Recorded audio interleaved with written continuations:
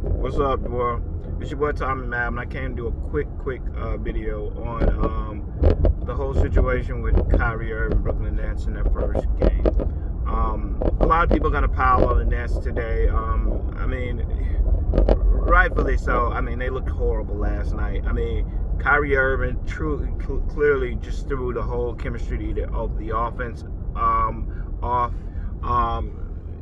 He played he played like he had a green light to just shoot. Everybody else was trying to find their shot. Kyrie Irving was making everybody work around him. So it didn't look like a collaborative effort. It looked like there was a concentration to try to get Kyrie Irving legs back under him. And they still did pretty, they scored a lot of points, what I'm saying, considering, that they clearly were doing that. They clearly were trying to run the offense with Kyrie Irving as the first option, which is retarded because Kevin Durant should be the first option. But Kevin Durant's taking more of a LeBron role this year, so Kevin Durant is more doing everything they need him to do. So Kevin Durant's kind of fulfilling all those roles. So, Kevin Durant's like LeBron. He's going to get his. You know what I'm saying? Kevin Durant doesn't need the ball to get his. The only difference is he's more of a risk, shooting than LeBron is. LeBron's a great shooter as well, but Kevin Durant is more of a pure shooter. So, he's a knockdown shooter. So you can't give him any space because Kevin Durant will make you pay for it every time he gets the ball. Whether he puts it on the ground or he takes the shot, you're pretty much picking your poison with that. So, but Kevin Durant's like LeBron. He's gonna get his when he gets his. You know what I'm saying? You're not gonna be able to do anything about Kevin Durant. I thought they did a real good job on Harden. Harden was very, very non-aggressive, and so you could tell it threw everything off. He ended up with 21 points, I think, at the end, but it clearly was not his type of game. He seemed out of sorts the majority of that game. It didn't seem like he was truly, I don't know, I guess the word would be, he just truly seemed out of sync in that offense. It seemed like he was second-guessing, third-guessing, trying to make sure he wasn't dribbling too long, which is very pivotal to who he is as James Harden. So it's going to be real hard for him to play to his strengths when he can't dribble the ball. Because one of the best things he is a great one-on-one player, and now you're turning him into a cog in the offense that he's not really a knockdown shooter. He's a great shooter off the dribble, when he can get his rhythm, but he's not a great shooter just in normal sense, in the normal sense. So I'm not so my that's my mindset on James Harden in the Brooklyn Nets. I just feel like I don't know whether I've said this from the beginning. People are gonna be very disappointed. You know what I'm saying? Because I have several people who I know who are LeBron haters, which is the only reason why they're cheering for the Nets, because they hate LeBron. So anybody they think can beat LeBron becomes their new favorite team. Like I said, I could imagine being that type of fan. I could imagine being in a position where my whole joy in watching basketball is watch someone else fail. I mean, it's not my mind. That's not my cup of tea.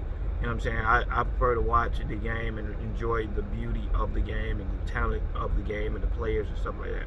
I'm not there to watch anybody lose. So it's the same thing, like all these people who are trying to twist it around and be like, oh, you want the Nets to lose. It's like these guys aren't doing anything but trying to win a championship. That's what you're there for. You know what I'm saying? You can't get mad at them because they're a good team. You can't get mad at Kevin Durant because he's good. You can't get mad at Kyrie Irving because he's good. They're good players. It's like, I'm sorry that in your mind they may stop LeBron James from winning a championship, but by the same token, that's not their fault. Their job is to try to win a championship, and it's not an overstacked deck.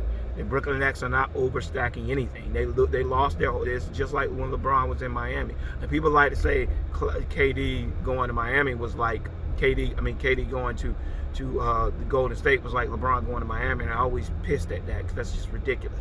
This is like LeBron in Miami. No bench. You really gotta have to rely on paying pittance, getting small dirt people. You know what I'm saying? Only difference is Bosh was a great defender. You know what I'm saying? Bosh was a two-sided player. Wade was a two-sided player. LeBron was a two-sided player. The problem with this Nets pairing Kyrie Irving is terrible defensively. So you can tell the difference between why they won the game against the Bucks and they lost the game against the Cavs is because you had two people on defense that they could exploit.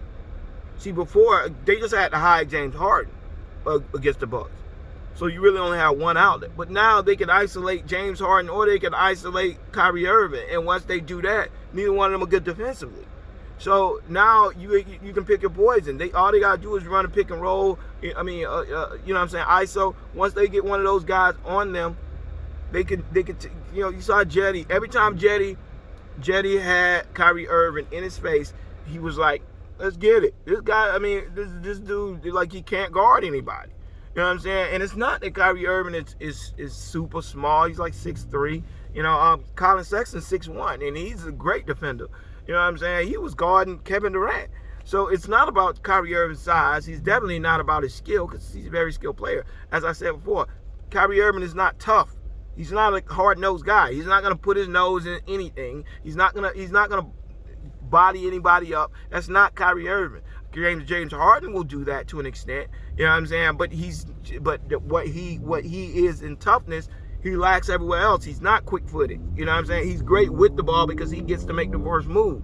So the person is usually a step behind him already. Then he can get his body around the defender and then use his body to his advantage, kind of like Luka Doncic does. But when he's on defense, he's that all that weight and all that and all how that lack of actual athletic ability that James Harden has comes into play because you can ISO him, and unless he's underneath the basket, he can't really guard anybody on the wing. So you got two guys you can exploit. Kevin Durant is a great defender, and he made up for a lot of the mistakes that those two were making last night. I mean, Kevin Durant is early MVP. I mean, you take him off that team, I mean, I don't even think they won 2 games this year. Only reason why that game was even close last night was because of Kevin Durant, right? Not offensively, but all around, passing, defense. Like I said, him and LeBron are 1A, 1B. I mean, to see Kevin Durant and the resemblance, you can tell that when LeBron tutored him early in his career, and you can clearly see the type of player Kevin Durant could have been had he not had Russell Westbrook, had he not had a point guard that or played in systems that relied on them passing the ball a lot. Kevin Durant is an extremely smart, talented basketball player, and you're getting to see it in showcase right now. I think he's an early favorite for MVP. I mean, the numbers he's putting up is ridiculous. You know what I'm saying? And he's not doing it selfishly. He's not chunking up 89 shots. He's doing it within the flow of the game. But he's just such a talented basketball player that he just does what he wants. You know what I'm saying? And that's why, you know, the money points that they need, he can get them. The problem is that when he's running to the same problem LeBron James used to run into. When you're exerting so much energy all over the field, all over the court, when it gets down to the end, your shot starts to become flat. You start to see him missing free throws. You start to see him missing easier shots, because when you play 50 minutes, your shot gets flat. Everybody who plays basketball understands that. The ball starts to hit off the front of the rim a lot because you either throw it too hard because you overcompensating because you're tired, or you don't put enough under it because you really are just tired. So your shots become flat. You don't get as much air under your jumper. So when you have that motion that you're used to shooting with, it always ends up going too far, too short, because you're not at the same height that you're normally at. And so Kevin Durant's missing a lot of those bunnies. You know what I'm saying? And like I said, people will pile on Kevin Durant, try to say what they want to say because of that idiot Kyrie Irving statement. And I don't want to call Kyrie Irving an idiot. You know what I'm saying? That's you know what I'm saying? That's not my place to call him an idiot. He said something idiotic, and he put a lot of pressure on them because of his arrogance. And now, you know, like I said before, the reporters are looking to feast on Kyrie Irving because of his war that he started with them that he didn't have to. He started that war that no one asked him to start, and now he's got the whole team in this vacuum where they can't wait for them to fail. But as far as the Brooklyn Nets go, I think they're a good team. I think they'll probably finish top 4 in the East. You know what I'm saying? But it's going to take them a while because defensively they have so many liabilities. Allen could have made up for a lot. You saw how good Allen was defensively last night. Tayshaun Prince. not Tayshaun Prince. Yeah, I think his name is Tayshaun Prince.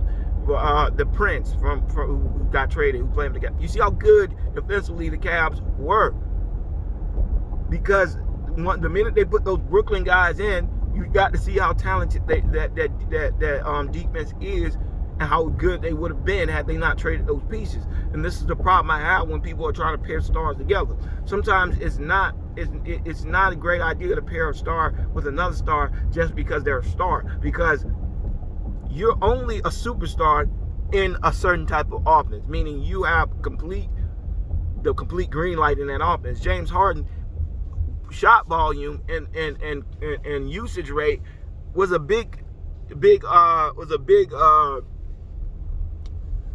reason why he was a superstar. That because his numbers offensively, he was a juggernaut, because the whole offense ran through him, and he had the ultimate green light to shoot when he wanted to shoot, pass when he wanted to pass. Now you've taken him and you marginalized him into a spot up shooter at times, a guy who has to move without the ball, and a guy who has to contribute defensively. And now you're left with a guy who's really not that great of a spot up shooter, who's really not that great without the ball, and you got two of them, which is Kyrie Irving and James Harden. Neither one of them are great without the ball. They can't move well without the ball. Steph Curry can move without the ball. Draymond Green move without the ball. All of them on that, Iguodala, all of those guys are multifaceted offensive players.